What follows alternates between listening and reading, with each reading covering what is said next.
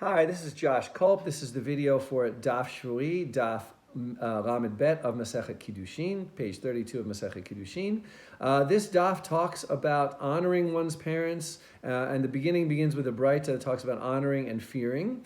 The rabbis refer to fearing as what we would call respect.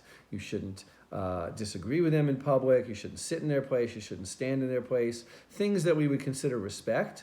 And honoring is not what we would generally call honoring, but they refer to honoring as something that we would call providing for, clothing them, feeding them, and helping them come in and out when they're elderly. Probably something that a lot of people listening to this and reading Daf Shevui can relate to.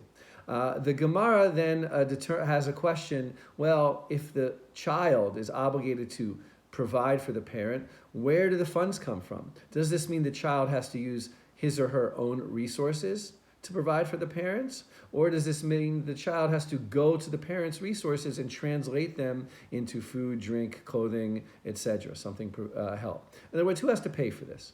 And there are various, there's a machloket, a dispute in the Bavli, and one of the lines says, the rabbis say to Rabbi Yirmiyah, that we instruct you to act according to the person who says that the resources should come from the parents. And the Tosfot on Daf Lammed Bet take this as the practical halacha, and they say that the same halacha is there in the Sheiltot, who holds that, again, the primary resources have to come from the parent. But then the Sheiltot gets into an interesting question brought at length by the Tosfot, and that's the question, what if the parent doesn't have any money? What if the parent is broke, has no savings?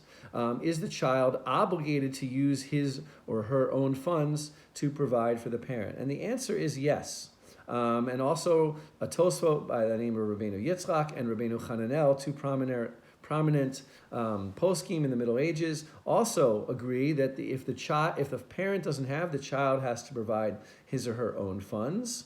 And they bring some interesting proof. I'm not going to go through all the proof, but for instance, there's a story in Ketubot Mem Tet that we learned when we learned Ketubot, that Rav forced a person to give 400 zuz to tzedakah. So the thinking goes like this: if Rav can force any old person to give tzedakah, then of course a child who has funds is obligated to provide for that child's parents. If strangers have to give tzedakah, all the more so than people who are in the same family have to provide for each other. They also quote a story in the Yerushalmi where Rabbi Yossi says, were it that all of my teachings were as clear to me as the following, that you force the son to provide for the father. Now, the Tosfot can't mean that this is in all cases, because otherwise that would contradict the Bavli. The Bavli says that the parent provides, or at least that's how the Tosfot read the final halachic decision. So what does the Tosfot do? The Tosfot say, well, when do we force the child? It must be we force the child when the parent doesn't have any resources. You can see here how they use Yerushalmi to answer a question that's not really answered in the Bavli. The Bavli only tells us if the parent has resources, the parent has to pay. The Bavli doesn't tell us anything. What if the parent doesn't have resources? Then they quote another story. I'm not going to go through all of the intricacies of this story, but in this story, Rabbi Yochanan seems to imply also that someone comes and kisses his feet for being such a great help to him, and it turns out that Rabbi Yochanan had forced his son to provide for him, for the father.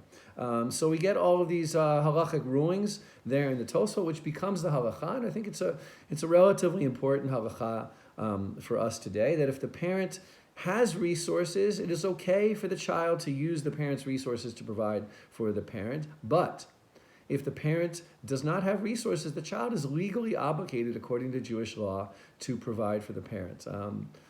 Hopefully, in cases of great expense, there's insurance, and we have ways of taking care of like escalating costs.